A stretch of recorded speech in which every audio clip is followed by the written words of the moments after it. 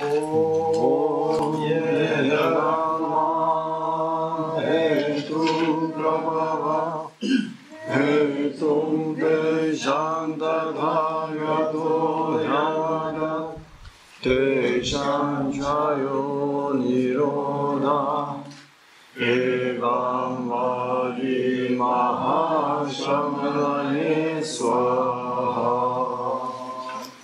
Om Yedama Hetu Prabhava Hetum Dejandadhagato Yavada Dejanjayo Niroda Evam Vadi Mahashamanaye Swaha Om Yedama Hetu Prabhava Hetum Dejandadhagato Yavada Dejanjayo Niroda Evam Vadi Mahashamanaye Swaha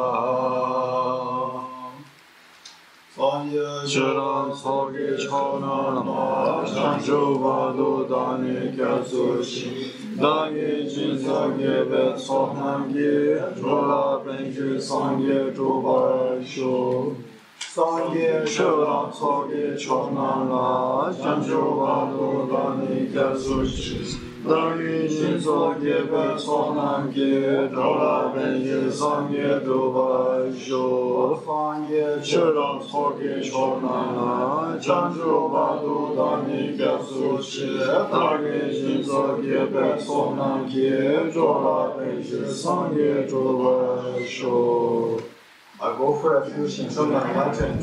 le dharma, la suprême assemblée jusqu'à l'éveil, je prends refuge par les accumulations cinématiques de la générosité, etc. Et si j'accomplis l'état de Bouddha pour le bien de tous les êtres.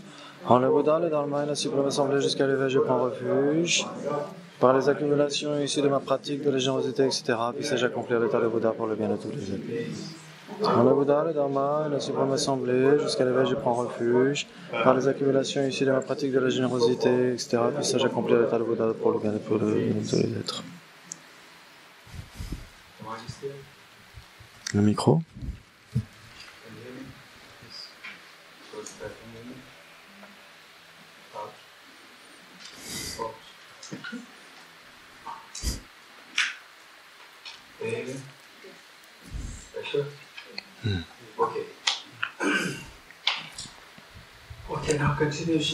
Donc on va continuer avec ce que nous avons vu tout à l'heure. Combien d'étapes on a vu? Combien d'étapes on a vu? Parmi les 9? 5 déjà? 3? 3 ont été faites.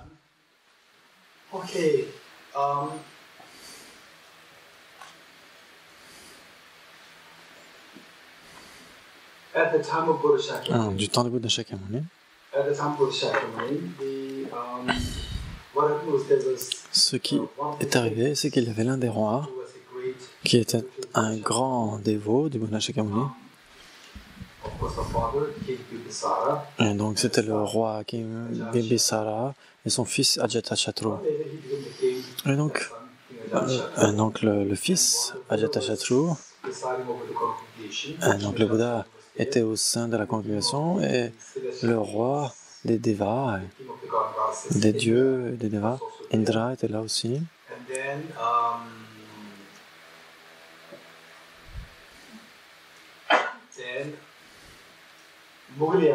Et Modgalyayana, la rate, était là aussi. Et puis il y avait tous les moines, etc. qui étaient là. Et il y avait aussi Arya Vajrapani qui était là. Le Bodhisattva. Donc bien, il était considéré du point de vue des sutras, c'est un Bodhisattva, et du point de vue tantrique, il est un Bouddha. Et donc c'est le Bodhisattva de la puissance, Arya Vajrapani. Il était là aussi dans le groupe. Et il y a Vajrapani. Vajra, c'est le sceptre. Le sceptre, le Vajra qu'on utilise. Et Pani, c'est le détenteur. Et donc, c'est celui qui tient le Vajra. C'est celui qui tenait toujours un Vajra dans sa main. Il tenait toujours un Vajra dans sa main. Et le roi Ajatashatru, il était connu pour sa puissance physique. Il était extrêmement fort physiquement. Ajatashatru a vu que le Bodhisattva Vajrapani tenait toujours ce Vajra dans la main. Et Ajatashatru était tellement curieux de savoir ce qu'était ce Vajra. Il voulait savoir ce qu'était ce Vajra. Et donc mais il a demandé à Vajrapani. Et donc en fait, il n'a pas demandé. C'est le Bouddha Shakyamuni qui a vu ce qui s'est passé dans l'esprit de Ajatashatru et il a demandé à Vajrapani de poser son Vajra sur la table du Bouddha. Et le Bouddha a invité ensuite Ajatashatru. Il a dit, votre Majesté, veuillez prendre le Vajra de Vajrapani. Il était tellement content que le Bouddha lise son esprit, dans son esprit, d'avoir le privilège de savoir ce qu'était ce Vajra. Et donc il a essayé de le saisir. Et il a essayé de le prendre. Il ne pouvait pas le saisir. Et donc il ne pouvait même pas le bouger de la table. Il a essayé du mieux qu'il pouvait. Il n'y arrivait pas. Et il était pourtant connu pour sa puissance, sa force physique. On voyait qu'il était physiquement très fort. Mais il ne pouvait pas. Ne serait-ce que bouger le Vajra sur la table. Et puis, il y avait Indra, le roi des Devas, des dieux et des déesses. Et Indra est venu. Indra avait l'habitude d'utiliser un Vajra, le roi des Devas, pour démolir les opposants, les puissances ennemies, etc. Et donc, lui, il sait, mais que je sais comment ça fonctionne. Et donc, pourtant, il a essayé de le saisir, et il ne pouvait pas non plus. Il ne pouvait même pas le bouger. Et donc, il a abandonné. Et puis, il a passé à l'Arhat Modgalyayana. C'était un Arhat. Un Arhat, ça veut dire quelqu'un qui est libre du samsara. Et sur la base de ça, habituellement, le Bouddha, quand il est dépeint, il a les deux aras. À sa droite, il y a l'Arat Shariputra et à sa gauche, Arat Modgalyayana. Et donc ces deux sont vus comme des disciples extrêmement importants du Bouddha. Shariputra, connu pour était le disciple le plus intelligent, celui qui avait la plus grande intelligence parmi les disciples. Et Modgalyayana était respecté pour celui qui avait les plus grandes puissances des miracles, la puissance des accomplissements spirituels. Et donc Modgalyayana avait la puissance des miracles, il est entré en samadhi, en concentration d'un point, etc. Et puis il a essayé de saisir le Vajra, il ne pouvait même pas le bouger. Et donc il est entré à nouveau dans un samadhi, dans une concentration encore plus profonde, et il a essayé de le saisir, il n'a pas pu. Modgalyayana a abandonné aussi, et donc il s'est tourné vers le Bouddha, et il a pleuré. Modgalyayana a pleuré. Il a dit, mais qu'est-ce qui m'arrive à mes pouvoirs spirituels? Ils ont disparu. Et le Bouddha a dit, non, tes pouvoirs spirituels n'ont pas disparu.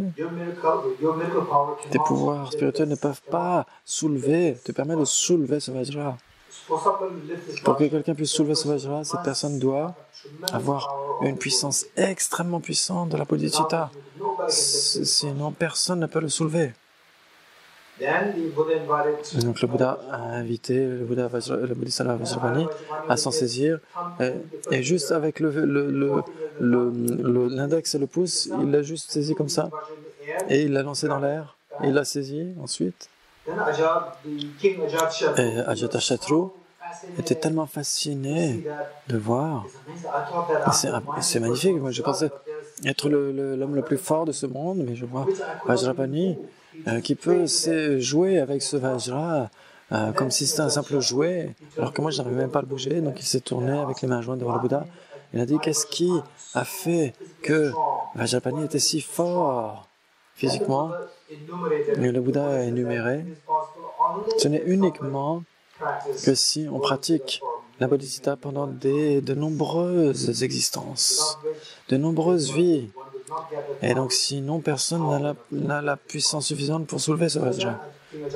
Donc, le roi Ajatashatru, il a demandé au Bouddha quelles sont les pratiques pour développer cela.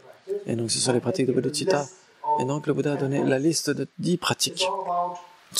C'est toujours comment être bon vis-à-vis des êtres malades, par rapport aux parents, par rapport aux personnes dans le besoin. Et comment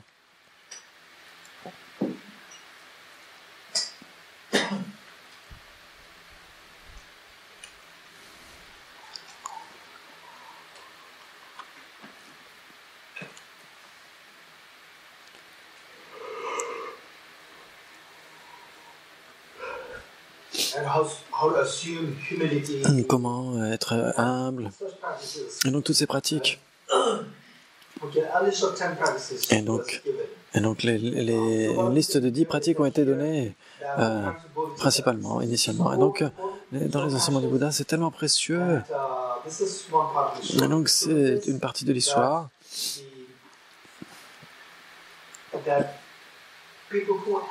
Les gens qui pratiquent véritablement Bodhisattva, après avoir appris ces 10 choses, les apprendre, il y en a qui les étudient, et en fait, pour les pratiquer, ce n'est pas si commun. Et donc, il faut vraiment être très fortuné. Chacun d'entre nous, même moi, on doit faire de notre mieux pour pratiquer cela, ces étapes. Par exemple, la pratique de Tonglen, qui sont ici 4 et 5, c'est très populaire dans la tradition, dans la communauté tibétaine, et surtout dans la tradition bouddhiste tibétaine, c'est tellement populaire. Et en même temps, l'emphase n'est pas tellement mise sur les 3 premières étapes. Et ensuite, les étapes 7, 8, 9, ça manque. On ne se focalise que sur Tonglen 4 et 5. Bien sûr, pour faire une pratique, la pratique de Tonglen est tellement magnifique, mais il est recommandé que les étapes précédentes ne doivent pas être mises de côté. Et puis les étapes suivantes, 6, 7, 8, 9, qui suivent les 4 premières, si on les met de côté, la pratique de Tonglen pourrait être comme un fardeau pour nous. Et souvent, les gens qui font ces pratiques, elles peuvent finir dans le burn-out. C'est-à-dire que la pratique de Tonglen, vous avez par exemple, vous êtes dans le creux de la vague dans votre vie et vous méditez, on vous dit tiens, vous devez pratiquer Tonglen, vous vous sentez tellement déjà bas dans le creux de la vague et vous prenez encore plus de souffrance des autres, vous vous sentez encore plus bas, plus en bas, et puis pratiquement vous essayez d'aider les autres, etc. Et vous prenez la souffrance des autres sur vous, et cela peut vraiment nous épuiser et nous faire finir dans le burn-out. Donc pour être sûr que cela n'advienne pas, on doit inclure d'autres pratiques. C'est si important. À un moment donné, il y avait un groupe en Inde du Sud. Ils m'ont invité à parler sur la psychologie bouddhiste, une conférence. Et l'un des étudiants qui a fait la demande, qui a demandé au directeur de m'inviter pour parler de psychologie, elle est venue me chercher à l'aéroport. Et sur le chemin, dans la voiture, elle m'a demandé beaucoup de questions sur Tonglen, etc. Et donc je lui ai dit que Tonglen, c'est une pratique excellente, mais vous devez pas le faire tout seul. Cela devrait être fait en conjonction avec d'autres étapes. Sinon, cela peut mener au burn-out. Et elle a dit, mais c'est vrai. Cette pratique, elle a été... des enseignants lui ont conseillé de pratiquer Tonglen et elle a abandonné la pratique parce que c'était tellement... Ça l'a submergée. Parce que si on oublie les autres étapes, mais par contre, si on met les autres étapes, on ajoute les autres étapes, ça ne peut pas vous submerger. Par contre, aide-moi. Vous avez deux patients, deux jeunes patients. L'un cherche une infirmière qui n'est pas liée à lui, et un autre patient va être pris en charge par sa mère. Laquelle des deux va finir en burn-out? La mère ou la nurse ou l'infirmière? L'infirmière ou la mère?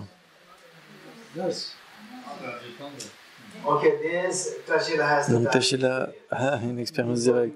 Il a cette capacité. Si vous demandez Tashila là-dessus, c'est un exemple magnifique pour nous. Et son travail, chacun le voit comme un exemple dans son travail, un très bon exemple. Et bien sûr, on a aussi Amina. C'est le même travail. Et donc, vous pouvez leur demander à tous les deux. Et vous verrez que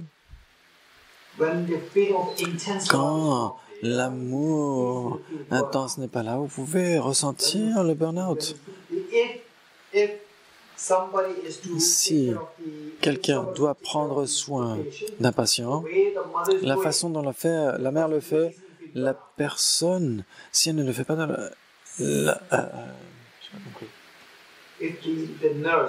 si l'infirmière prend soin du patient, si elle met la même énergie que la mère, vous allez voir qu'elle va finir en burn-out si rapidement. Vous pouvez imaginer cela? Vous pouvez imaginer cela? Elle peut vraiment facilement ressentir le burn-out. Alors que la mère, ça peut durer longtemps. Vous ne le croiriez pas, par exemple récemment, il y avait un garçon qui a eu un accident extrêmement grave en moto et il était à l'hôpital. Il était dans le coma pendant peut-être 15 ou 16 jours. Et la mère, bien sûr, la mère ne pouvait pas aller dans les soins intensifs. Et donc, et donc elle s'est dit, elle est devenue dingue en fait à cause de ça. Elle s'est dit, mais c'est incroyable. Et donc elle est restée dans les bureaux, enfin dans les lieux de l'hôpital, dans le bâtiment de l'hôpital, sans avoir le droit d'aller aux soins intensifs. Et donc juste en restant là comme ça, jour et nuit, jour et nuit, jour et nuit. Et donc on lui a dit, vous restez là, jour et nuit, jour et nuit, jour et nuit, pendant 15 jours, et je vous paierai un salaire, et vous allez vous ressentir le burn-out, vous ne pourrez pas supporter, alors que la mère pouvait le supporter. Et donc, on lui a dit à la mère, vous ne le faites pas, votre santé va décliner, etc. Elle a dit, non, moi je reste là. Donc ce que je suis en train de dire, c'est que si vous mettez de côté les étapes précédentes et les étapes suivantes, si vous ne faites que les étapes 4 et 5 Tonglen, cela peut potentiellement vous mener au burn-out. Cela peut être très risqué. Pour cela, les autres étapes sont si importantes. Finalement, on opère sur la base de comment est-ce qu'on opère dans cet univers. Quels sont les mouvements? C'est l'attitude égocentrique. n'est-ce pas? L'attitude égocentrique. Et donc, tant que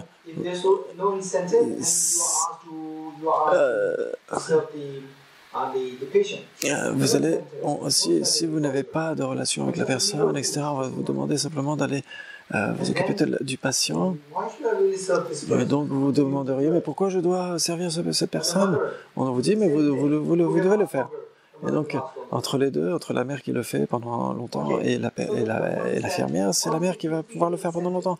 Si vous sentez un sentiment de relation, d'intimité, et donc il pourrait y avoir un bienfait matériel immédiat, il pourrait y avoir ce sentiment d'amour et d'affection. Et puis parfois, donc il y a différentes façons. Et donc d'une manière ordinaire, le meilleur lien qu'il puisse y avoir, c'est ce sentiment authentique d'amour et d'affection. Et l'énergie qui fait fonctionner, là, à ce moment-là, est extrêmement intense, extrêmement puissante. Les autres étapes nous permettent de nous dire il y a un bienfait immense. Si vous chérissez vous-même, cela va apporter des méfaits. Si vous chérissez les autres, ça va apporter des bienfaits. Chérir les autres vous apporte des bienfaits. Et vous devez réfléchir pendant longtemps sur les étapes 2 et 3. Et vous devez réfléchir sur les méfaits de l'auto-chérissement et sur les bienfaits du fait de chérir autrui. Et donc vous devez travailler beaucoup sur ces étapes et à ce moment-là, la seule pensée de l'attitude égocentrique, vous allez vous sentir très inconfortable alors que vous allez préférer développer le fait de chérir les autres. Ensuite, les 4 et 5, ce sera plus facile à faire, les étapes 4 et 5. Vous allez vous sentir vous allez ressentir quelque chose de beaucoup plus efficace, beaucoup plus intime. Parce que sinon, à ce moment-là, la pratique sera extrêmement couronnée de succès. Pourquoi les étapes 2 et 3 seraient suffisantes, en fait? Pourquoi est-ce qu'on devrait faire les 4 et 5?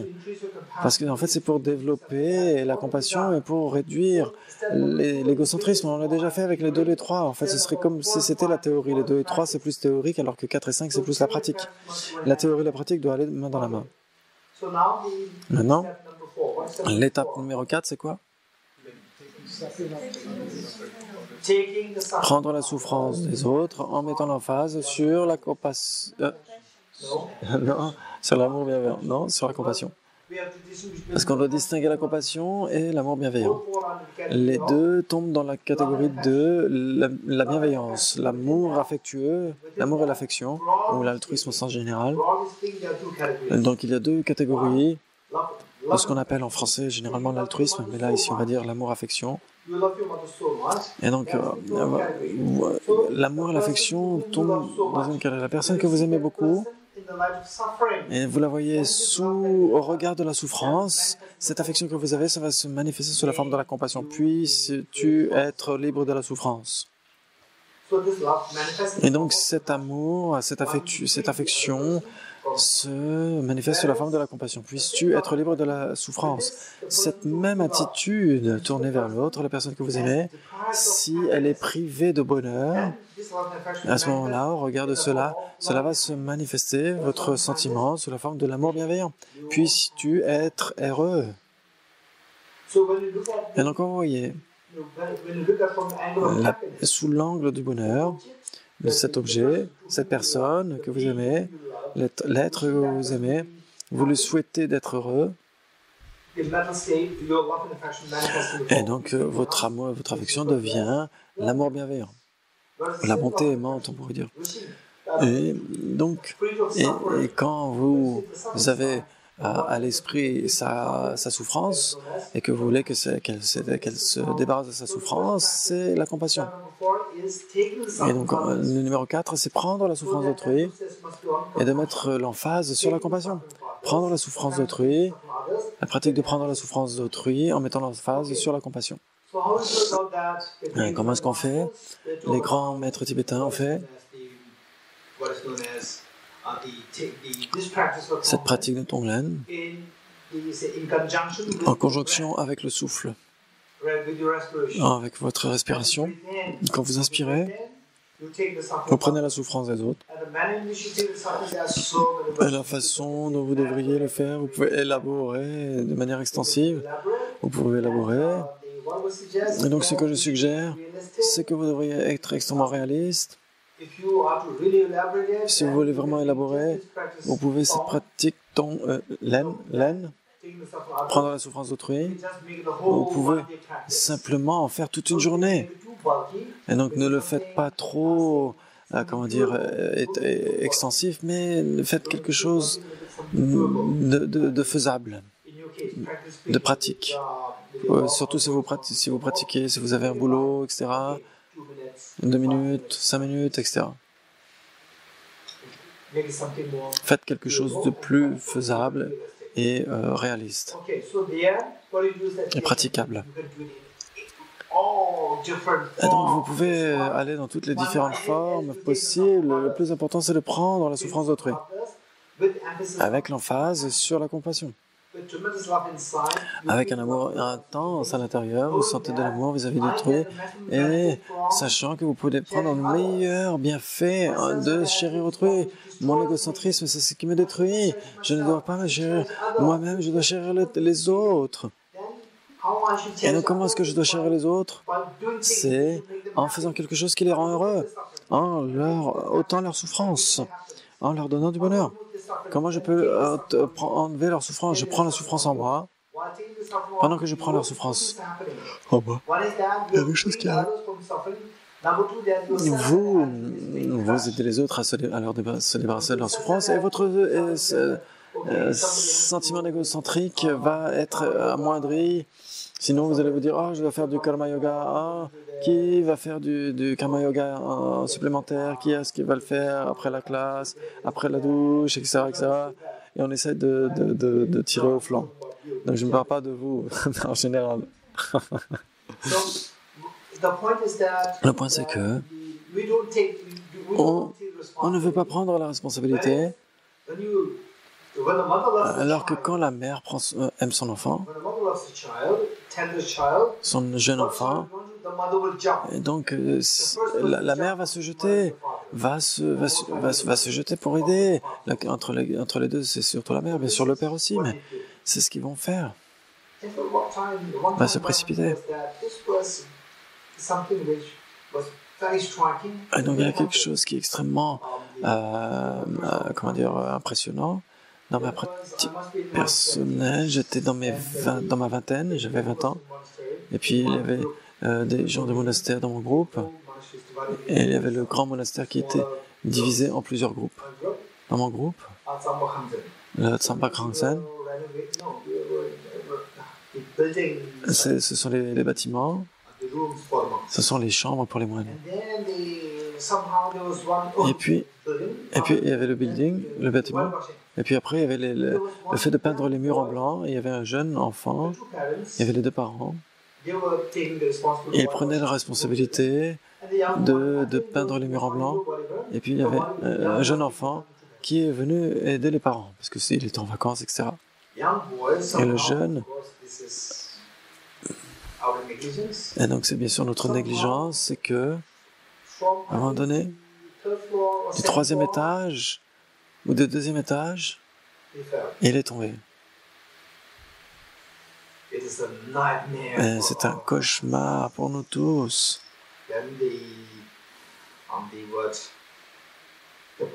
La police est arrivée, et pour la famille, et donc c'était leur seul fils, et le fils, il était tellement aimant vis-à-vis des parents, etc. Pas seulement la famille, mais tous les gens, les voisins, etc., tout le monde le respectait tellement, ce jeune garçon. Et donc, il était venu juste pour aider les 2 parents. C'est incroyable. C'est quelque chose qu'on peut apprendre de ce jeune garçon. Ce n'est pas que les parents doivent tout faire pour lui. Lui, il est venu pour les aider. C'était magnifique. Et on a tous ce potentiel d'aimer nos parents. Nous aimons nos parents. La seule chose, c'est que nous avons besoin de voir des exemples. Ce jeune, c'était le week-end, il était venu aider les parents, il devait être au collège, etc. Donc il est tombé. Et vous savez quoi? Et j'étais celui qui devait qui était en charge du groupe. Et donc la responsabilité est venue sur moi. Et donc la nouvelle s'est répandue. Et puis les deux parents, ils étaient déjà âgés. Et donc ils avaient laissé le jeune faire le boulot. Et les parents sont allés faire la peinture dans d'autres endroits. Et puis on entendant la nouvelle, ils sont venus courir, ils se sont précipités. Et nous, on l'avait déjà mis dans la voiture pour l'emmener à l'hôpital. Et puis il était inconscient. Et dans cet endroit, la coutume c'était que si vous, par exemple, vous blessez quelqu'un de manière involontaire, donc pour demander pardon, etc., vous allez toucher la personne et vous le prenez sur vous. Dans cette localité, c'est un geste extrêmement joli, extrêmement beau. Et la mère est arrivée, et elle a vu le fils étendu, et elle a pris sur elle la souffrance. C'est ce qu'elle faisait. Dans son esprit, elle prenait la souffrance de l'enfant sur elle. Elle faisait comme ça. Et donc ça, c'était tellement émouvant de voir cette scène. C'est de cette façon que les parents nous aiment.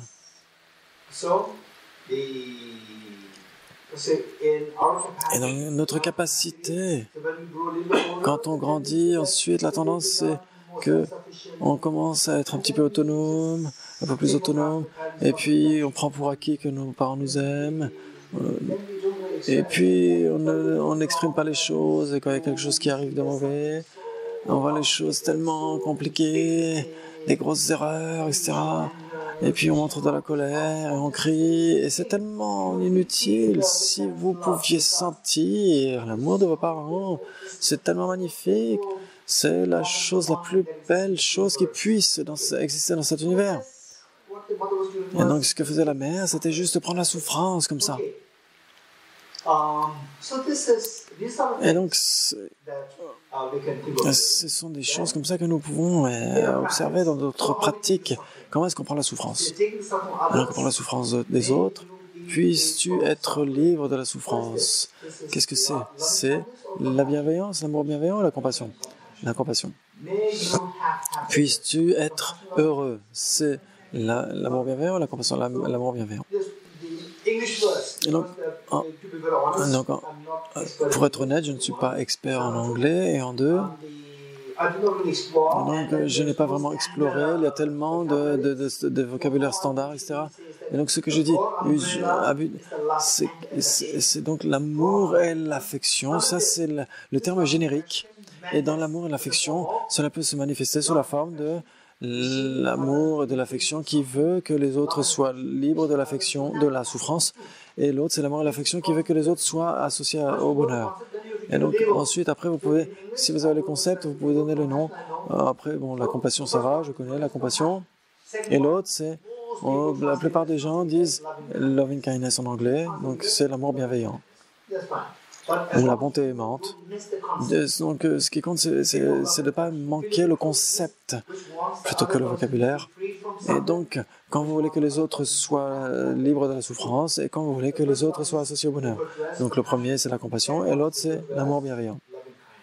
Et en tibétain, le premier, c'est Nyingje et l'autre, c'est Chamba.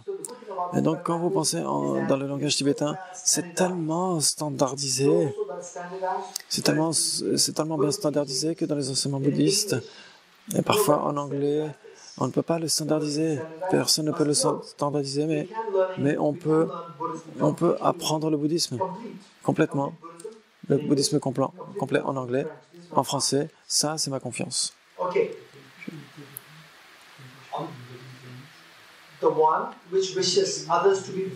Et donc, souhaiter que les autres soient libres de la souffrance en tibétain, c'est Nyingje, Nyingje, N-Y-I-N, D-J-E, Nying, N-Y-I-N-G,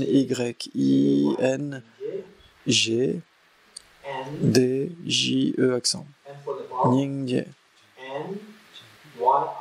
N-Y-I-N-G, D-J-E accent. Nyingje. Et ce qu'on appelle l'amour bienveillant, qui veut qu'on souhaite aux autres d'être heureux, c'est Jamba. D-J-A-M-P-A. D-J-A-M-P-A. Jamba. Et donc le point numéro 4, c'est de prendre la souffrance des autres. Et donc les grands maîtres Kadamba du Tibet. Donc ça, je dois expliquer cela à vous. Quand on parle des maîtres Kadamba, il y a une complication. Vous savez, vous connaissez cette complication, les maîtres Kadamba. Quelle est cette complication? C'est la NKT, la nouvelle tradition Kadamba. Donc ça, c'est compliqué. Les maîtres Kadamba, et donc il y a les anciens maîtres Kadamba, et puis il y a ceux qui sont compliqués. Ne mélangez pas les deux avec la NKT. En vous disant, oh, au centre Kalachakra, on a appris les maîtres Kadamba. Oh, c'est un centre NKT, New Kadamba Tradition. Oh là là, je suis tellement heureux. Et après, vous finissez dans les problèmes.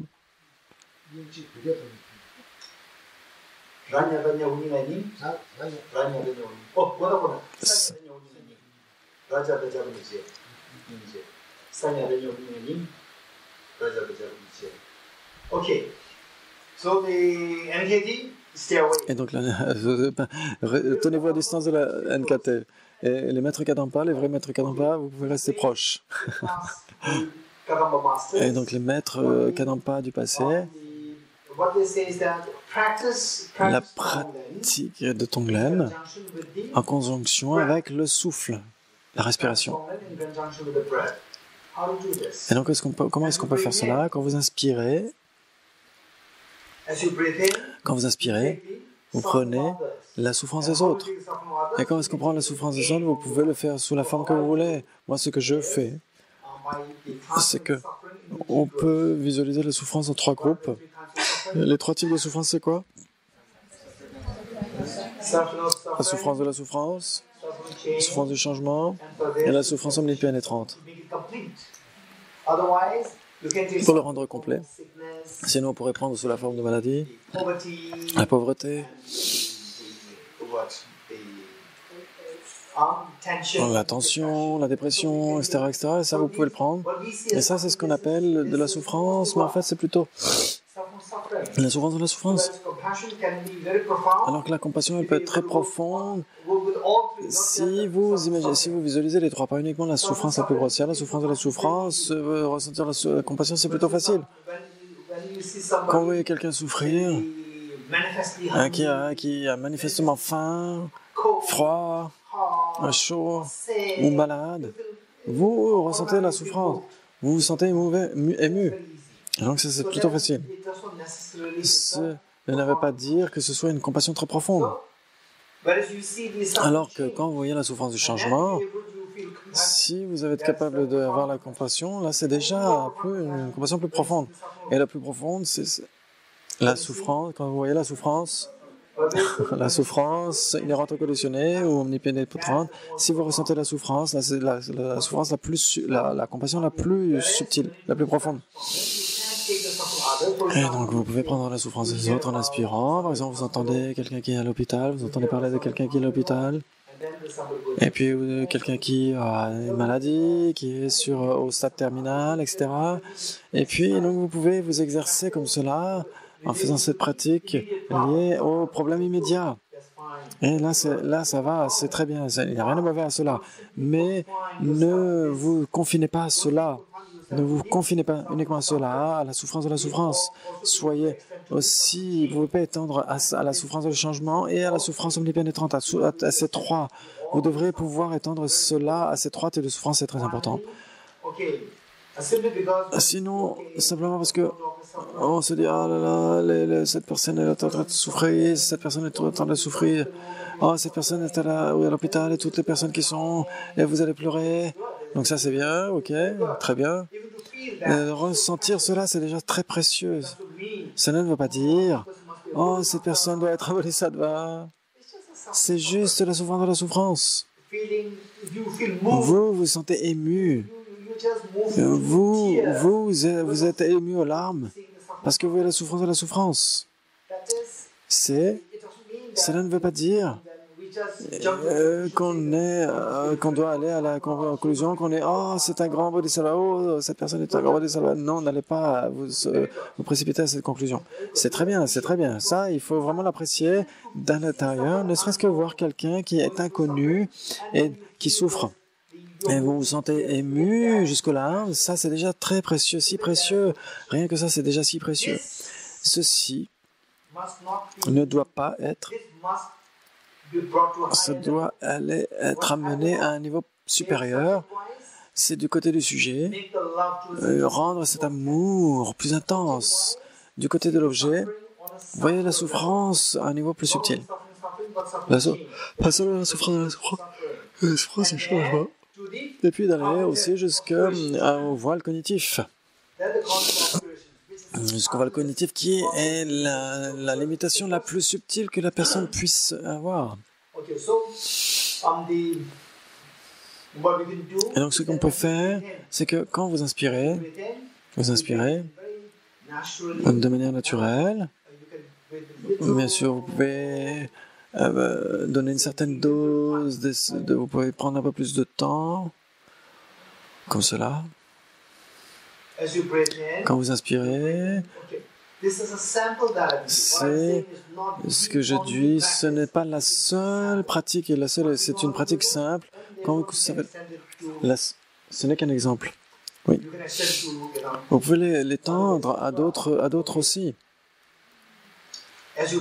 Quand vous inspirez la souffrance de la souffrance, les souffrances manifestes, les gens qui sont à l'hôpital, qui sont dans les soins intensifs, les gens qui souffrent de la pauvreté, et puis les personnes qui ont des conflits extrêmement aigus dans la famille, et puis les accidents, tous ces problèmes. Et si vous êtes capable de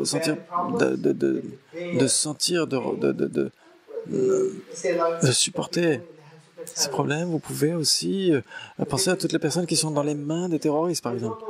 Ils ne savent même pas ce qui va arriver demain. Ils ne savent même pas ce qui va arriver dans le moment suivant. Ils sont totalement impuissants. Le moment suivant, ils pourraient mourir. Imaginez ces personnes. Et donc ces souffrances sont tellement aiguës, tellement prégnantes. Et quand vous les prenez, ces souffrances, vous inspirez, et on va essayer de le faire. On va le faire. Essayez de vous asseoir le dos droit correctement. Alors vous pouvez le faire de deux façons. L'une, c'est prenez la souffrance de la souffrance. Ensuite, prenez la souffrance du changement. Ensuite, prenez la souffrance inhérente au conditionné. La première, prenez la souffrance de la souffrance. En général, toutes les souffrances manifestes, toutes les souffrances de la souffrance que vous prenez sur vous. Une autre façon, c'est vous pouvez être spécialisé. Je connais quelqu'un qui est à l'hôpital, qui est au stade final, etc. Et donc, vous prenez la souffrance. Et puis, quelqu'un qui est dans le creux de la vague, qui est dans de la pression, je prends sa dépression sur moi.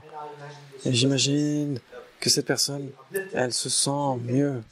Et donc, vous pouvez spécialiser localiser votre pratique de manière beaucoup plus spécifique que vous connaissez, de manière précise. Quels sont les problèmes que les gens sont en train de traverser? Ça, c'est ce qu'on peut faire. Ouais, prêt? Prenez 3. Quand vous inspirez, imaginez que que vous inspirez par votre narine gauche les souffrances manifestes, la souffrance de la souffrance, sous la forme d'eau extrêmement sale. Si vous pouvez, si vous trouvez que ça va vous va, vous pouvez imaginer toute cette eau avec des serpents, des scorpions, etc., qui symbolisent les souffrances des autres, et vous les inspirez par votre narine gauche. Et puis, donc, cette eau extrêmement polluée, extrêmement sale, Et quand vous inspirez, c'est par votre narine gauche. Et vous l'inspirez, vous prenez une inspire profond. Et quand ça va à l'intérieur, imaginez que l'attitude égocentrique qui est à l'intérieur de vous, dans votre cœur, et au moment où cela vient dans votre cœur, cela consume totalement votre attitude égocentrique, comme s'il était mélangé avec votre cœur. Donc cette attitude égocentrique, et cela va consumer votre attitude égocentrique au niveau de votre cœur, et puis cela va en bas. Quand vous faites cela, vous pourriez vous sentir, quelle est l'expression, une certaine peur, une certaine appréhension. Vous avez peur, c'est une forme de sursaut de peur. Si cela arrive, c'est une bonne indication, parce que cette peur, pourquoi? Parce que c'est en train de défier votre attitude égocentrique. Votre égocentrisme est mis au défi. Donc si vous ressentez quelque chose d'extrêmement aigu, si c'est trop, si ça vous submerge, au lieu de penser à tous ces serpents, ces scorpions, etc., pensez simplement à de l'eau sale, extrêmement sale, et donc qui vient par votre narine gauche. Et si cela va bien, ensuite progressivement, vous pouvez rajouter des visualisations comme les serpents, les scorpions, etc. Et puis, donc cette souffrance manifeste, c'est ce que vous prenez. Visualisez sous cette forme de cette suie ou cette eau extrêmement sale, et cela vient dans votre narine gauche et cela rejoint votre cœur et cela consume totalement votre attitude égocentrique au niveau de votre cœur, et puis ensuite vous laissez cela partir vers le bas 3 fois. Prêt?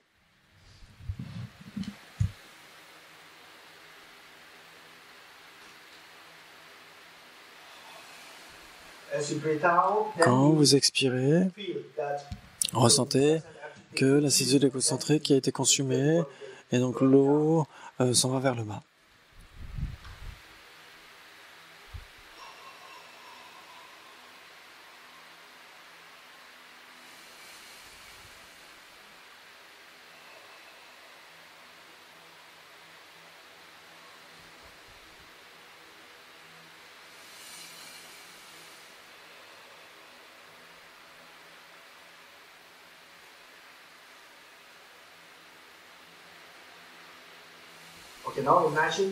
Maintenant, imaginez que les êtres sont libres de la souffrance manifeste, la souffrance de la souffrance, et vous ressentez de la joie de voir que ces êtres sont libres de cette souffrance manifeste, qui est la souffrance de la souffrance. Maintenant, vous allez prendre la souffrance du changement sous la forme d'un piège. La souffrance du changement sous la forme de piège. Et donc, qui piège les êtres dans le samsara, vous les prenez, ces pièges.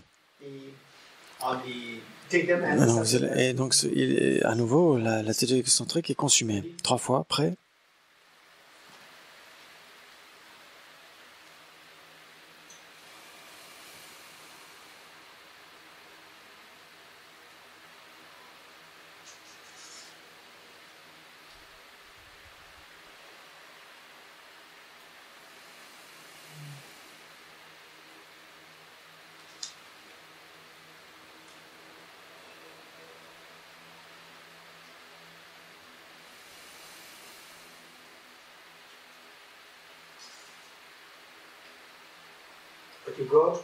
Très bien.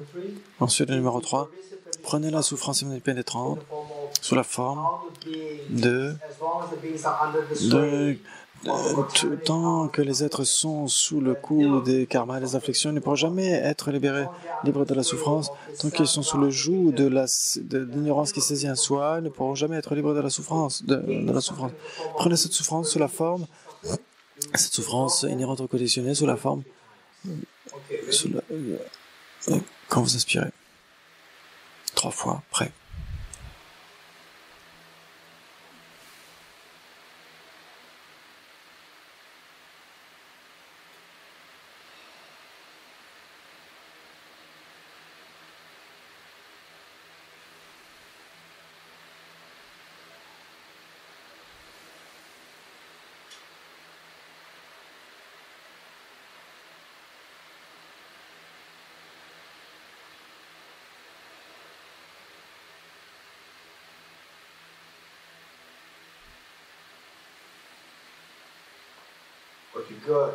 Très bien. Et donc on a fait l'étape numéro 4, prendre la souffrance des autres en mettant l'emphase sur la souffrance, la compassion. Très bien. Ensuite,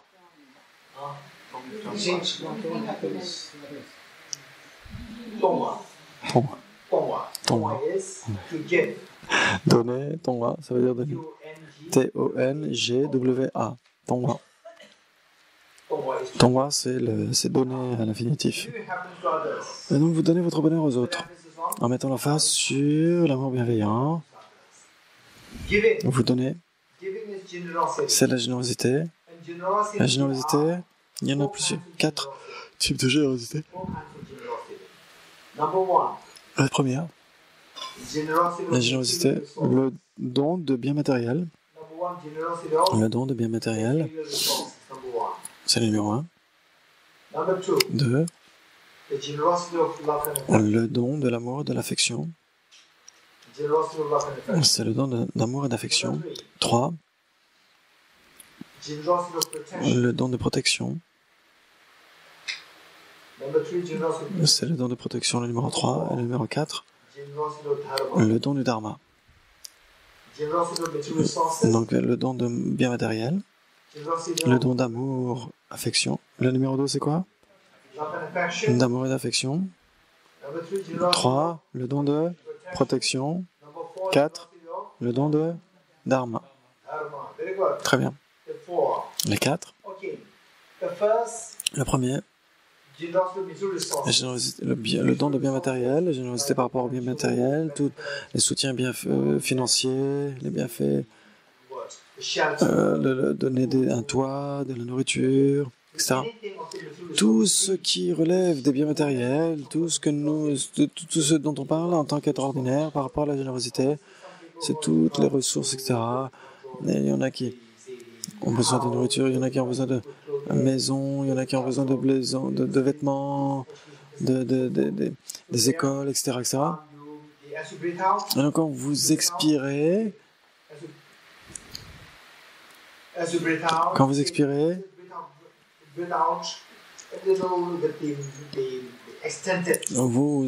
de manière un petit peu étendue, de manière un peu rallongée, et donc toutes vos ressources matérielles, toutes vos vertus, tous vos mérites. Et finalement, tous ces biens matériels, ils viennent de votre pratique de la générosité, ici le passé, de vos vertus. Et donc, tous les mérites que vous avez accumulés, les vertus que vous avez accumulées, les mérites, tous les biens que vous avez eus, vous les envoyez au travers, quand vous expirez, sous la forme de nectar blanc, de lumière blanche, vous l'expirez, et cela va se répandre partout, et cela va rencontrer les gens qui sont privés de biens matériels. Quand ces nectars lumineux viennent toucher ces êtres, ils vont se manifester sous la forme de ce dont ils ont exactement besoin. Les vêtements, la nourriture, les maisons, etc. Tout ce dont ils ont besoin, cela va se transformer.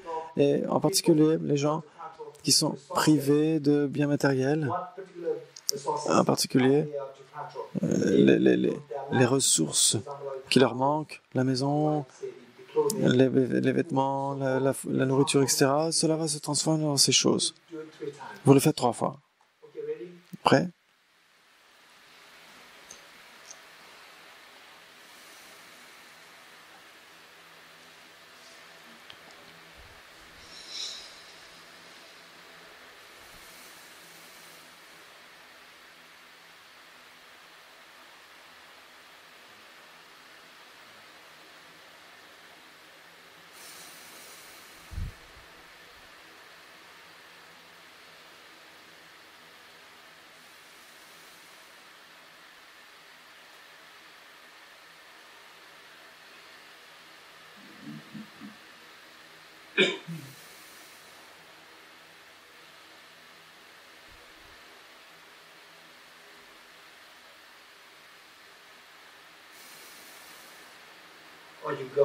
Très bien.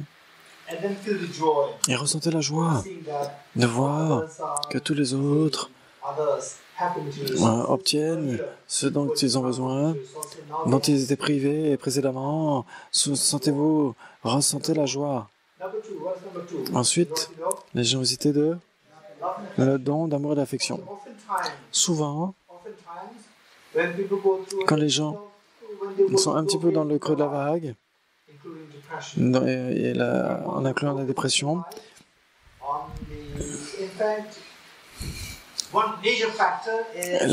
facteur majeur, c'est que ils se sentent désespérés, oh, personne ne m'aide, et c'est leur façon de penser.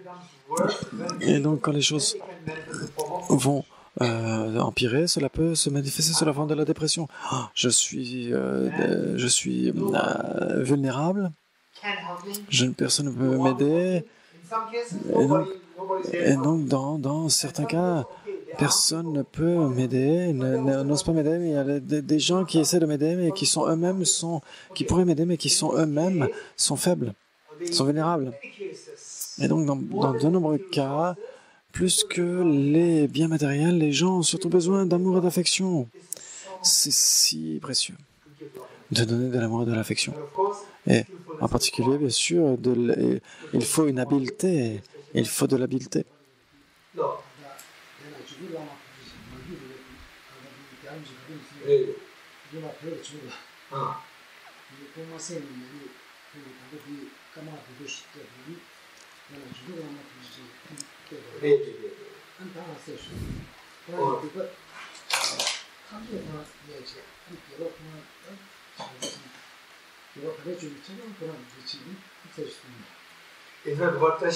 Donc, ce que Tashila dit, c'est une anecdote extrêmement importante qui est arrivée au Tibet. Donc ça, je vais le partager avec vous dans un certain temps. Merci de me la rappeler. Et donc, Tashila a de nombreuses anecdotes de cette manière. Si vous pouvez vous asseoir avec lui, vous pouvez demander. Et donc, quand vous êtes là, même après la retraite, vous pouvez garder contact avec lui. Il a de nombreuses anecdotes. Et donc, ok.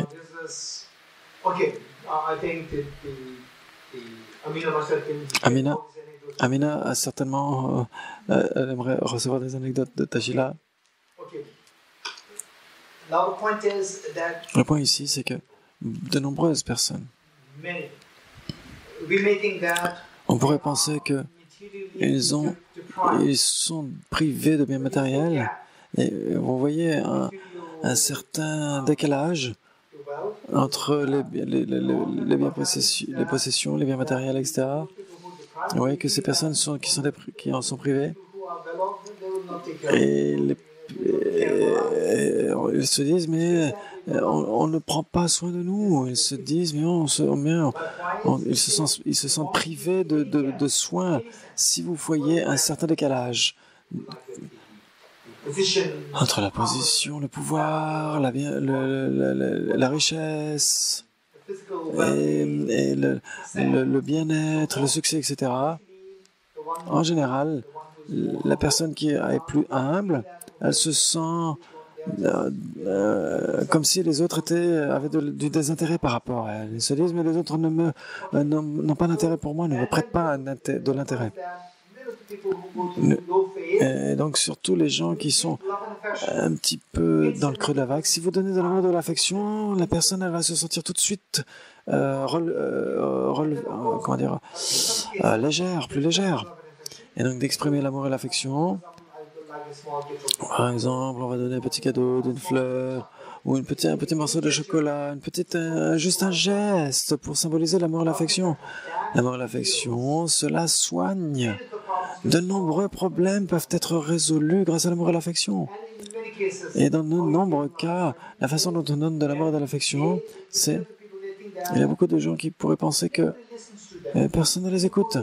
Et vous allez là, et vous allez demander, mais comment vas-tu? Et la personne se sent... Elle sent, tiens, il y a quelqu'un qui me prête cette attention qui me prend au sérieux. Et puis vous allez simplement écouter, ne serait-ce qu'écouter. Et vous soyez quelqu'un qui donne une bonne écoute et ça suffit largement pour que la personne ressente l'amour et l'affection. Si vous n'avez pas de l'amour et de l'affection, vous n'allez pas écouter quelqu'un. Donc dès l'instant où quelqu'un vous écoute, c'est qu'elle sent... si quelqu'un vous écoute, vous sentez que la personne vous prête attention. Et donc il y a certaines personnes parfois... Et donc il faut être très habile. Récemment, parce qu'il y a de nombreuses classes qui sont données à Tibet House, et puis il y avait une personne qui était un peu inquiétée, qui venait voir, Geshe-la, vous devriez faire attention à votre nourriture, à votre repos. Et j'ai dit, mais je vais bien. Non, Geshe-la, faites attention, faites ceci, faites cela, faites ceci, faites cela. Mais pourquoi? Parce que en fait, votre préoccupation, c'est de me rendre malade. C'est parce que j'ai la préoccupation pour vous, mais votre préoccupation. Et si je dis, je suis malade, j'ai besoin de ceci, j'ai besoin de cela, et là vous allez, oui, vous avez besoin de ceci, je prenais du repos, et là je me sentirais. Et donc en fait, je vais bien. En fait, je vais bien. Vous devrez manger ceci, boire cela. Vous êtes sûr? Non, mais je me suis reposé. Non, mais prenez plus. Et donc, en fait, je devrais être malade. Vous devez prendre du repos. Oui, je vais prendre du repos. Donc, comme si. Et donc, c'est ce qui me rend malade. Et donc, il faut être très habile. Il faut être très habile. Simplement parce que vous voulez faire de votre mieux. Non, moi j'ai ceci, faites ceci, reposez-vous là. Ça ne veut pas dire que la personne va ressentir votre amour et votre affection. Cela peut rendre la situation bien pire encore. Souvent, la réalité c'est une chose. Et votre processus conceptuel, cela transforme votre réalité aussi. Votre santé, c'est quelque chose, et vos pensées conceptuelles, vos pensées, si vous pensez uniquement qu'à l'amour, à la santé, et vous mettez totalement le processus conceptuel. Parfois, donc ça c'est un problème avec la médecine moderne. Et les thérapeutes modernes, pardon. Ils vont donner des termes très facilement à un problème. Il y a, tiens, garçon, une fille fait comme ci, fait comme ça, tiens, ça c'est compulsif, c'est un désordre compulsif, obsessionnel, etc. Si la personne fait comme ça, il souffre de cela, des TOC, les TOC, Et donc, oui, en effet, je souffre de TOC. Et donc, la personne, elle a encore plus de TOC. Et si on lui dit, mais qu'est-ce que vous faites? Mais je suis en train de souffrir de TOC, j'ai des TOC. Et puis, vous en faites de plus en plus, et la personne, ça devient une habitude. Et ensuite, vous ne pouvez pas vous débarrasser. C'est tout simplement parce que vous désignez quelque chose comme ceci ou comme cela. Et donc la personne dit, oui, tiens, en effet, c'est ça, c'est de ça qu'il souffre. Et puis après, la personne a dit, à cause de la suggestion, la personne elle se dit, oui, en effet, je souffre de ceci et de cela. Et mentalement, les personnes, parfois, agissent de manière un peu désordonnée. Et là, on va donner un syndrome, etc. On va dire tiens, elle est un peu attardée mentalement, ou elle a un désordre mental, et hop, elle est désignée comme ça. Et en fait, elle est folle. En d'autres, entre guillemets, on va dire elle est folle. C'est juste mentalement désorienté, ça veut dire fou. Et puis la personne, parfois, elle va chanter en public.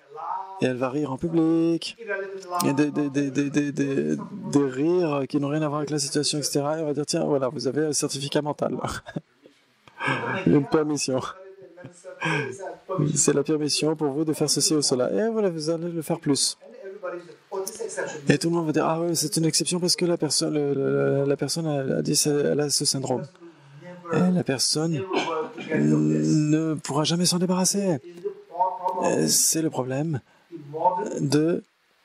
du système de thérapie moderne et même le système allopathique moderne. C'est le problème. En fait, ce qui est arrivé, c'est que quand il y avait un jeune garçon, dans quel institut? Le jeune était très jeune, et il est très jeune, et il avait des attitudes extrêmement bizarres. Et puis, les autres disaient, tiens, il est fou, il est dingue. Et puis le jeune, il a rejoint, après il a été dans une autre institution. Et là, j'ai dit aux autres garçons de l'autre institut, ne le désignez même pas comme étant un fou, ou comme étant dérangé, etc. Traitez-le exactement comme s'il était normal. Et puis, les autres garçons ne le savaient même pas d'où il venait. Et donc, il avait simplement des comportements bizarres. Il avait simplement juste un comportement un peu bizarre, un peu inhabituel. Et ceux qui le connaissaient bien, comme nous, on ne le traitait même pas comme quelqu'un de dingue, etc. Et puis, et donc, s'il ne l'est pas, et si on dit qu'il est fou, etc., et donc, finalement, il a fini par se comporter exactement comme un garçon normal. Et donc, il n'osait même pas lui donner lui attribuer le terme, qui en fait, c'est quelqu'un qui devrait le connaître bien, qui devrait le désigner comme ceci, comme cela. Et croyez-le ou non, il a terminé ses 16 ans d'études et il est devenu un enseignant. Après cela. Non, il a été complètement, non seulement il a été complètement guéri, mais en plus il est devenu un enseignant où il a enseigné aux plus jeunes. Les problèmes étaient terminés. Si le nom avait été désigné, peut-être qu'il serait il aurait éprouvé des périodes extrêmement difficiles dans sa vie. Et donc on ne pourrait même pas y penser au fait qu'il serait un enseignant. Et donc pourquoi je dis cela?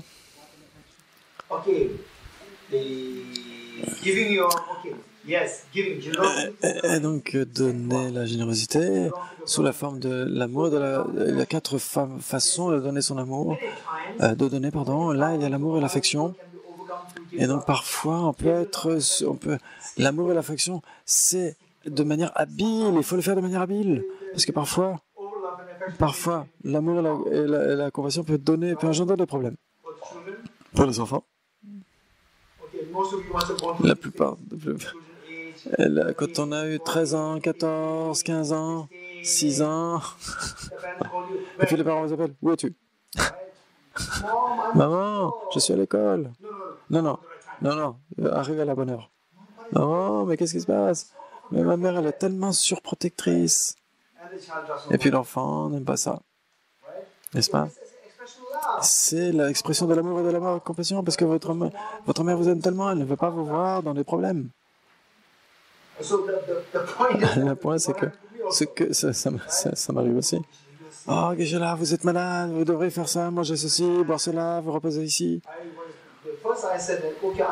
Et donc, quand j'allais dire, non, je vais bien 3 fois, ne vous inquiétez pas. Je vais bien, ne vous inquiétez pas. Et puis, après la personne dit, ah, mais non. Et je lui dis, vous dites, non, vous devez faire ceci, faire cela, etc. Ça, c'est ce qui me rend malade. Et donc, je ne suis pas malade, c'est la façon dont vous me traitez, avec cette surprotection, c'est ça qui me rend malade. Si vous ne voulez pas que je sois malade, alors, s'il vous plaît, arrêtez tout ça. Si je dis je suis malade, ok, venez m'aider. Jusqu'à ce point-là, ne vous inquiétez pas. Traitez-moi comme étant normal. N'est-ce pas? Ce que je dis qu'il faut, l'habileté, c'est tellement important. Et aussi les parents, du point de vue des parents aussi, c'est très important. Donc donner la générosité, donner l'amour et l'affection, c'est si important. Et pour les enfants, particulièrement pour les enfants, Les parents, ils nous ont déjà donné l'amour et l'affection. Leur boulot est fait. Et maintenant, les enfants, et donc ils ont 20 ans, 30 ans, etc. Ils attendent toujours de l'amour et de l'affection des parents. Et donc vous avez déjà reçu l'amour et de l'affection des parents. Maintenant, c'est à notre boulot, à nous, de donner de l'amour et de l'affection aux parents. Et surtout quand vous avez 20 ans, ne vous comportez pas comme un jeune enfant. C'est à vous maintenant, c'est votre tour de donner votre amour et votre compassion aux parents. Ce n'est pas que vous devriez avoir beaucoup de richesses, etc. Non, souriez à vos parents, n'employez pas des mots durs vis-à-vis de vos parents. C'est l'indication de l'amour et de l'affection. Quand les parents, ils ont fait une petite erreur, ok, ça va. Nous, on a fait tellement d'erreurs quand on était jeunes. Et donc, ils ont accepté, nous ont pardonné, nous ont accepté exactement avec toutes ces erreurs que nous avons faites. Ils nous ont accepté avec tellement d'amour, ils nous ont défendus, même quand nous avons fait des erreurs, quand les autres nous sont venus nous attaquer. Et les parents nous ont défendus, et maintenant, les parents font un dixième des erreurs que nous avons faites. Et nous, on en a fait 10, et eux, ils en font une, et vous allez crier après, c'est trop. Et je ne dirais pas que c'est votre erreur. C'est comme la société, c'est une mode sociétale. On peut aller au-delà de ça. Et donc le but d'aller dans cette retraite ici maintenant, c'est de transcender la pensée ordinaire, la pensée des personnes ordinaires. Quand les personnes vont dans le courant, vous n'êtes pas obligé d'aller dans le même courant. Vous pouvez aller contre le courant. La pensée des personnes ordinaires, cela ne mène nulle part. Cela ne vous emmène nulle part, que dans les souffrances, que dans les difficultés. Essayez de transformer le cours des choses. Et vous allez réaliser que vous serez beaucoup plus heureux. Et vos familles aussi seront plus heureuses. C'est si important. Le numéro 2, c'est donner l'amour et l'affection. Le numéro 3, c'est quoi? Le don de protection. Donner l'amour et l'affection, qu'est-ce qu'on fait? C'est quand vous expirez. Et donc, ça va faire ce que vous allez expirer, vous allez visualiser. Donc, ces nectars qui vont toucher tous les êtres, ils vont se manifester. Ces manifestes, ces lumières qui vont se manifester sous la forme d'Arya Majushriya, Arya Avalokiteshvara, Arya Tara Buddha, etc. Et qui vont écouter les êtres, qui vont leur donner l'amour dans l'affection, de l'écoute, les consoler. Et ils vont se sentir tellement... Ils vont se dire à cette personne qui est tellement éveillée et qui prend soin de moi. Et donc, en fait, actuellement, c'est vous. En vrai, c'est vous qui envoyez cela. Qui fait en sorte que les êtres se sentent pris en charge. Et c'est ça, l'amour et l'affection. Ensuite, c'est quoi? C'est le don de protection. Le don de protection, en particulier la protection de leur vie. Pour leur sauver la vie. On va finir cette partie. Par exemple, essayez de voir. Cela dépend de la façon dont vous pouvez le faire techniquement. Si vous ne sentez pas que ça vous submerge, trop fort, trop effrayant,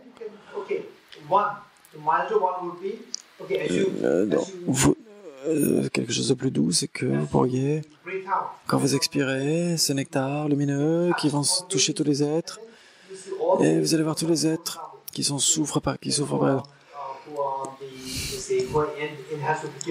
sont par exemple dans les mains de kidnappeurs ou dans les mains de terroristes, ou qui sont par exemple les pauvres poules, les poulets qui sont dans les abattoirs, etc. Les animaux qui sont dans les abattoirs, les gens qui sont sur le point d'avoir des accidents.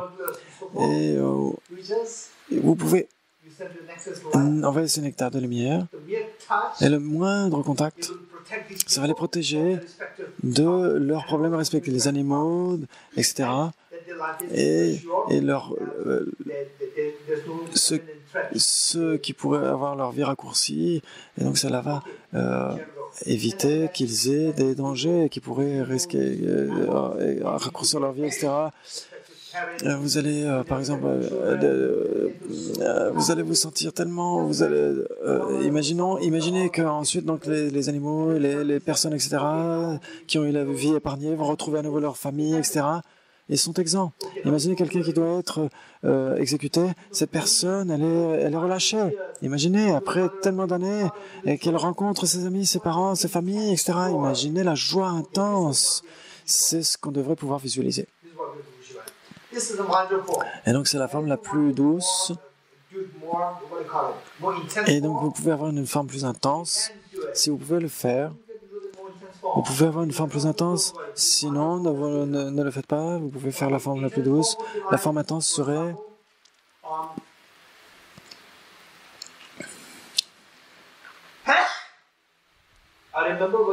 Je me souviens, une fois j'étais en Australie.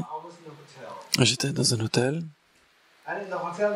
Et dans l'hôtel, il y avait quelque chose comme un aquarium.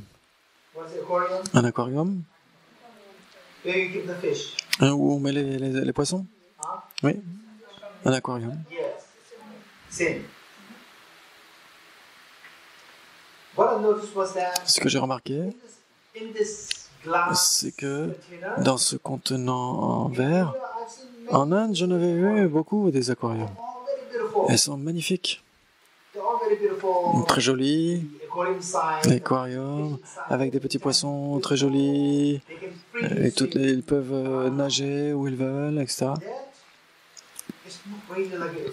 Et là, c'était comme un aquarium, c'était un contenant avec de l'eau, et puis les poissons, et puis les crabes. Et les crabes étaient énormes, et les poissons étaient énormes. Et le conteneur, il n'avait pas vraiment la place de bouger, de nager librement. Et je me suis dit, mais qu'est-ce que c'est?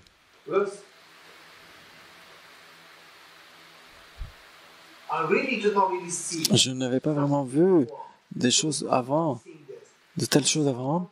Et à un moment donné, et cela m'a donné une sensation plutôt déplaisante. Et je me suis demandé ce que c'était. Et puis, le cuisinier est arrivé, j'ai demandé, et j'ai dit, qu'est-ce que c'est? Et le cuisinier était un petit peu confus. Et qu'est-ce qu'il demande? Et donc j'étais confus. Et qu'est-ce que c'est? Et lui, il était confus parce que je lui posais la question. Il n'a pas donné de réponse. Il a dit, il a montré, c'est pour la manger. Et là, après quelques minutes, le même cuisinier est arrivé et il a pioché un crabe vivant, et puis il l'a emmené en cuisine. Si vous pouvez, lui donner ce don de protection dans cette pratique, vous pouvez visualiser. Si vous pouvez. Si vous ne pouvez pas, ne vous forcez pas. Ça peut être extrêmement effrayant.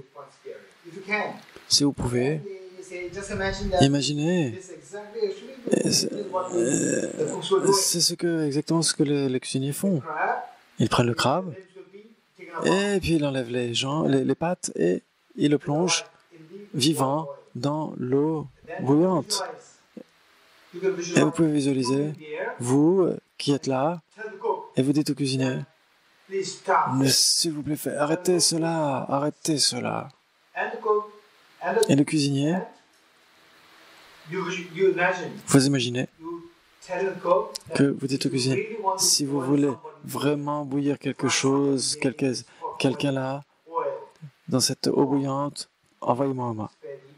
Et épargnez le crabe. Imaginez que le crabe est épargné, qu'il rejoint sa famille, ses parents, etc., tellement heureux, et que vous, à la place, vous êtes dans l'eau bouillante. Quel est votre sentiment? C'est extrêmement effrayant. Si vous ressentez que c'est extrêmement effrayant, c'est si effrayant, c'est comme un sursaut. Ça impacte, c'est en train d'affecter cette attitude égocentrique. C'est comme ça qu'on devrait s'entraîner à éliminer cette saisie égocentrique. Et donc, si vous avez cet inconfort, c'est que l'attitude égocentrique commence à être affectée.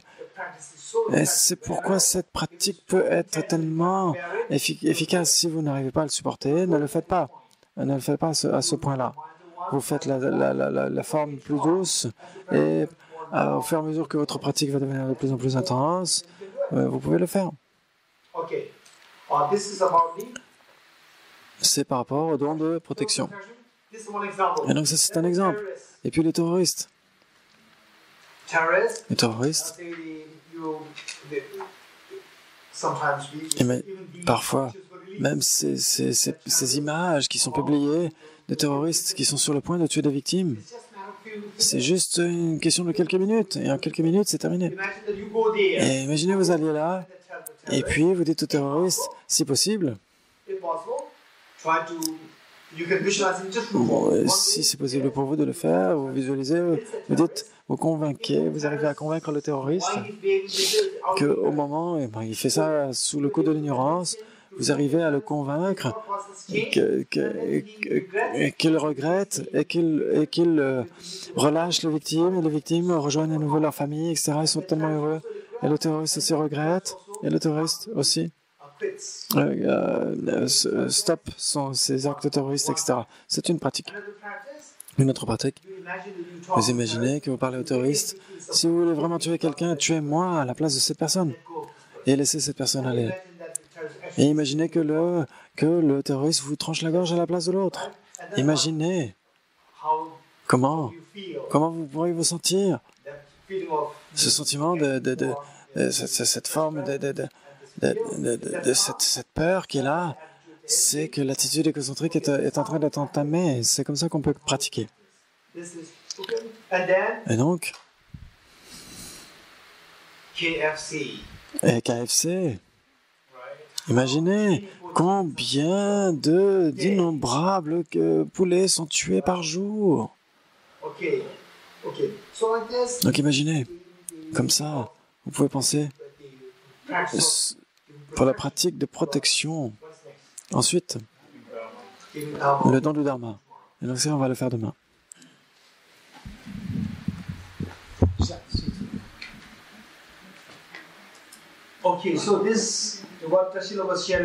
Ce que Tashila a évoqué comme anecdote, c'est arrivé au Tibet.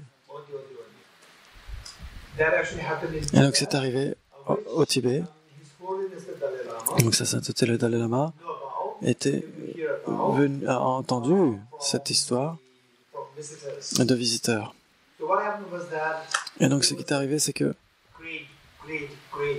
il y avait un très grand enseignant qui n'avait rien à voir avec la politique.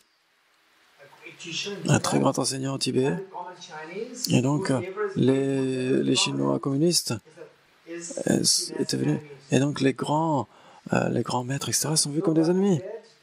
Et donc, ce qu'ils ont fait, c'est qu'ils ont exécuté toutes les personnes éminentes. Et donc, à un moment donné, ils étaient sur le point de tuer ce grand maître qui n'avait rien à voir avec la politique. Et donc, ils l'ont emmené au lieu d'exécution. Et donc, lui, il leur a dit, dites-moi, laissez-moi dire une prière. Et l'armée, les soldats chinois ont dit, l'officier a dit OK. Et quelle prière a-t-il dit? Il a dit, puisse toutes les souffrances du monde, par la bénédiction de mon maître, puisse-je être capable de prendre la souffrance de toute la souffrance du monde. Puisse-je prendre cette souffrance en moi aujourd'hui quand ils vont me tuer. Puisse-je prendre la souffrance sur moi et tout le bonheur, toutes les vertus que j'ai, puisse-je être capable de les donner à tout le monde entier et faire en sorte que le monde soit heureux. Et il a dit cette prière et il a dit à l'officier, OK, maintenant, vous pouvez me tuer. Et il a été tué. Et donc pour les êtres ordinaires comme nous, dans cette situation, on serait dans un état tellement inconscient, on ne pourrait même pas supporter, qu'on est sur le point de mourir. Et pour cette personne, il y a tellement de compassion, tellement d'aimant. Il n'y a pas de peur là.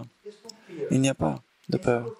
À la place de la peur de perdre sa vie, il a la préoccupation pour le monde. Mais prier pour le monde, c'est la différence dans notre façon de penser.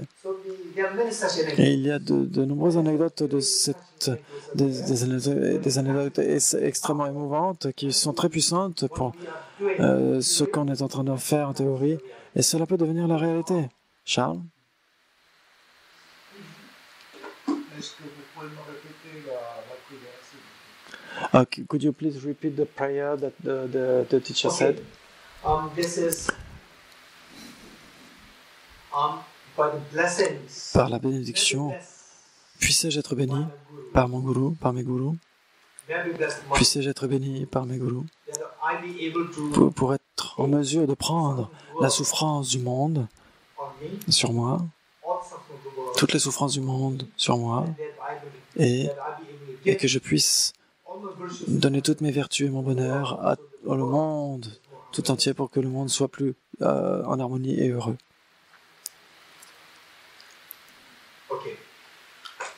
Okay, so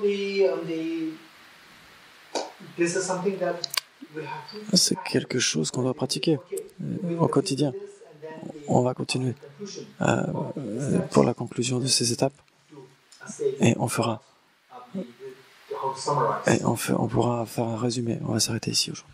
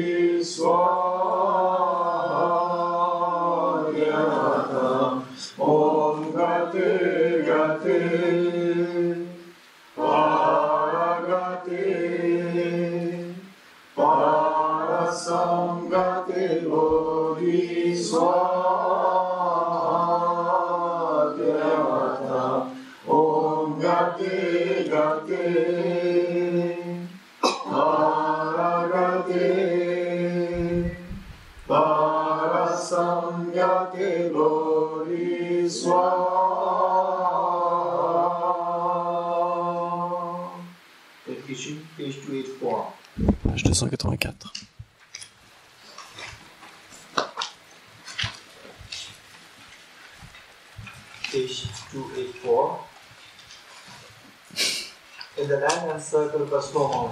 Dans la terre pure du Tibet, entourée de neige, vous, Tenzin Gyatso, veuillez demeurer jusqu'à la fin du samsara. Avec la sagesse de l'incité, Dieu Ramajushri, à l'instar de Samantabhadra, afin de m'entraîner sur leur exemple, j'ai dédié pleinement toutes ces vertus. J'ai dédié toutes ces vertus, ces racines de vertus, avec la dédicace acclamée, comme étant la meilleure, par les vainqueurs, ainsi aller des trois temps, afin que je puisse accomplir de bonnes activités. Senjo Rinpoche, Maike Banam Kye Giruji, Kye Panyam Bame Pagyan, Gonye Gondo Pewajo. Puisse le précieux esprit d'éveil naître là où il n'est pas né, et là où il est né, puisse-t-il ne pas décliner, mais toujours se répandre. Tant que demeurera l'espace, tant que des rangs en aura trace, puisse-je moi aussi rester pour leur souffrance se dissiper. Par les mérites issus de ces actions vertueuses, puisse-je atteindre rapidement l'état de Guru Bouddha et mener tous les êtres, sans exception, vers cet état éveillé. Je dédie les mérites ainsi accumulés à la réalisation des activités, des prières, des bodhisattvas et des bouddhas, des trois temps, et au maintien du dharma des écritures de réalisation. Puisse-je au cours de toutes mes existences, par la force de ces mérites, n'être jamais séparé des 4 cycles du Mahayana, et puisse-je accomplir toutes les étapes de la voie, le renoncement, du cita, la vie parfaite et les 2 phases. Avec le souhait de libérer tous les êtres, je prendrai toujours refuge jusqu'au cœur de l'éveil, le Bouddha, le Dharma et la Sangha. Inspiré par la sagesse et la compassion, aujourd'hui en la présence du Bouddha, je génère l'esprit d'éveil pour le bien de tous les êtres. Je prends refuge dans les 3 joyaux. Je confesse toutes mes négativités individuellement. Je me réjouis des vertus de tous les êtres. Je maintiens le précieux esprit d'éveil en mon cœur. Vous qui clarifiez toujours plus la voie unissant vacuité et compassion, au protecteur du Dharma et des êtres des pays des neiges, ô Tenzin Gyatso, je prie pour que vos souhaits s'accomplissent spontanément. puissent les opérations des pensées et actions malsaines, des forces malignes humaines et non humaines, qui prennent une apparence malveillante à cause de prières perverties faites à l'encontre du Bouddha Dharma, être totalement vaincus par le pouvoir de vérité des trois joyaux. Puissais-je au cours de toutes mes existences n'être jamais séparé de mon parfait maître, bénéficier de la magnificence du Dharma, et après avoir parachevé les qualités des terres de tel chemin, puissais-je atteindre rapidement l'état de Vajradhara. Au cours de toutes mes existences à venir, puissais-je être guidé par Arya Manjushri, être capable, même au prix de ma vie, de détenir le Dharma en général et les enseignements sur l'interdépendance en particulier.